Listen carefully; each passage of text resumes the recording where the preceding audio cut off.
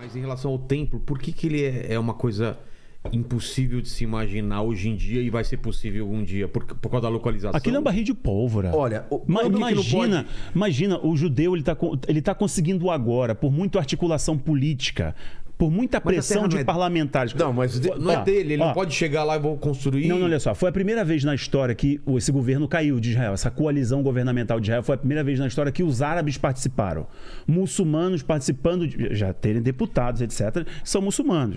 20, 30% da população de Israel é de muçulmanos. Era muito de direita. É, conservador, de direita. E ele tem alguns partidos lá que são de extrema direita que falam o seguinte, vamos explodir essas... Exato, vamos construir entendeu? Nosso tempo, etc. Mas essa coalizão agora, que ela ruiu, ela caiu, justamente porque não conseguiu fazer a manutenção. Esse Yair Lapid, ele é muito mais aberto para uma possibilidade centro-esquerda, desse acordo que vai dividir Jerusalém. Isso aí, por isso exato. que está caminhando para isso. Exato. Agora, só para responder a sua pergunta, que é muito boa, por que eles não podem?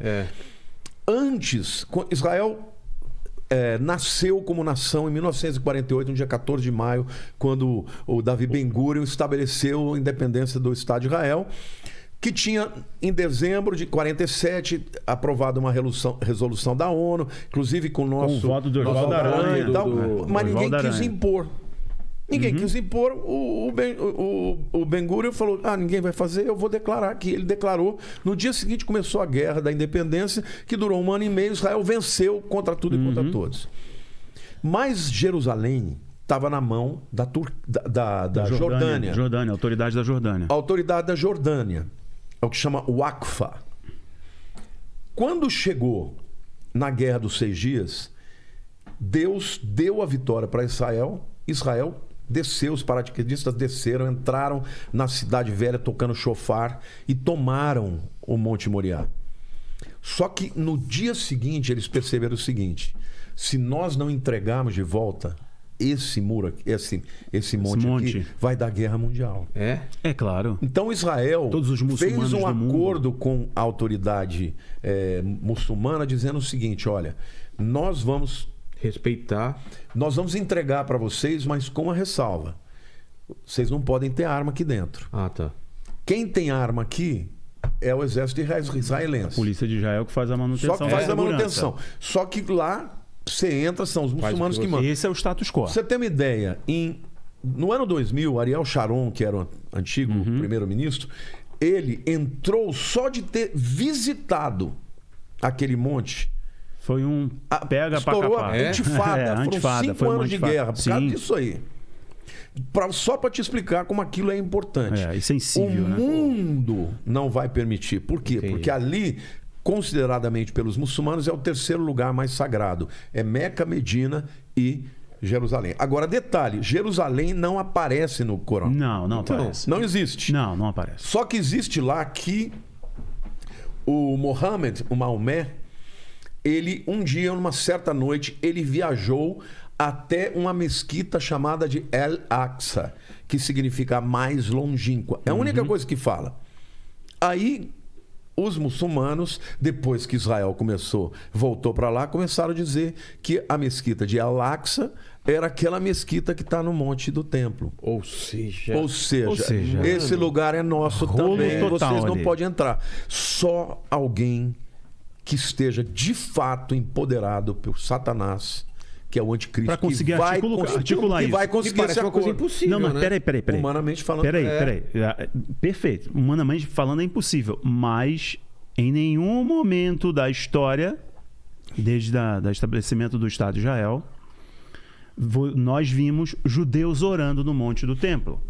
E judeus estão orando de modo ainda meio contido, a polícia fica ali de olho. Eles entram, mas assim, sem nenhum sinal. Tiram o Exato. Eles não podem ter nada, eles entram e estão entrando. Os parlamentares estão fazendo força com essa coalizão. Eu, se for lá, eu posso entrar? Pode. As pessoas podem visitar. Se o teu grupo for entrar, você vai poder. Não pode ter atividade religiosa além da muçulmana, islâmica. Esse é o status quo. E a polícia israelense garante a segurança. Mas essa pressão, essa articulação governamental em Israel já está se permitindo que judeus acessem e de modo muito sutil façam orações. Tem judeus recitando ali a Torá e etc.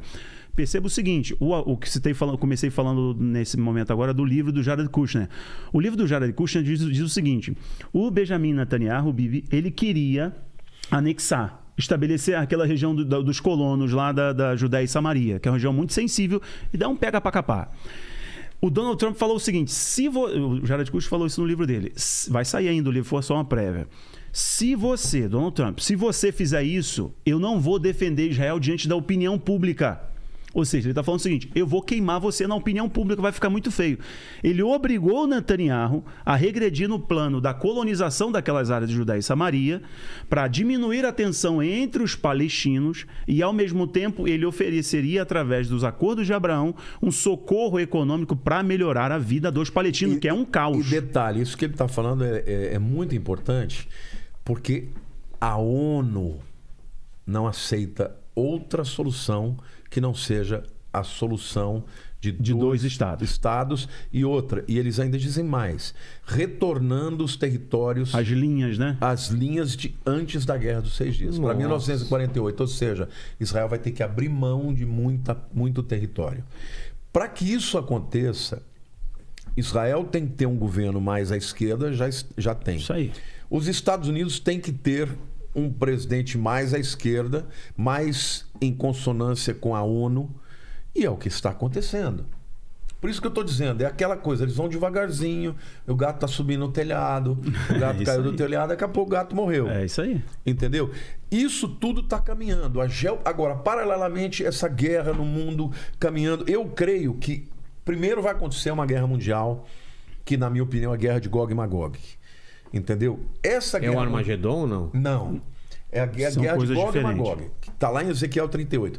Essa guerra vai causar um caos no mundo, que é o pano de fundo necessário para se fazer um acordo de paz. Magog são esses povos que se aliam. Nós estamos falando de Turquia, os persas Irã, estarão inclusos aí, né? Estamos falando de Rússia. São citados pelo nome. Pelo nome. Tá? Pelo nome são os descendentes de Jafé. Entendeu? Eu tenho uma pregação que eu dou todos os nomes, fiz um estudo extenso da etimologia e tudo. Ou seja, quando você vê esses caras, são todos esses que estão hoje aliados. Rússia, China, Turquia, Irã. Índia também, não? Não. Índia não. Não, Índia está do outro lado. Está do outro lado. A Índia está com os Estados Unidos. Tá. Então, agora, você vê que coisa interessante.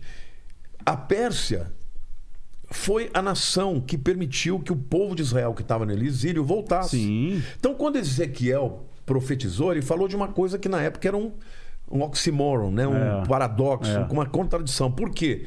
Porque os persas é que libertaram o povo. Sim. Falaram, pode voltar, nós te damos dinheiro, te damos cartas. E aí Ezequiel escreve que no futuro os persas estariam ligados a Gog e Magog para invadir Israel. Então você vê como Deus é tremendo. Deus conhece... um período de paz, um período de relativa paz. De relativa paz. Então, quando você olha toda essa galera que está envolvida em conflito de China com Taiwan, Rússia com o eixo Ucrânia, de Magog se alinhando. Irã, é tudo o eixo de Magog, entendeu? Então, na minha opinião, vai acontecer essa guerra mundial que vai ter consequências mundiais, Gog e Magog, que vai tentar invadir Israel e Deus vai intervir. No final disso é que vai haver um acordo de paz. E nesse acordo de paz, Israel vai estar, muito fragilizado, embora vai ter uma vitória acachapante da parte de Deus. O povo vai estar falando, nós precisamos de paz.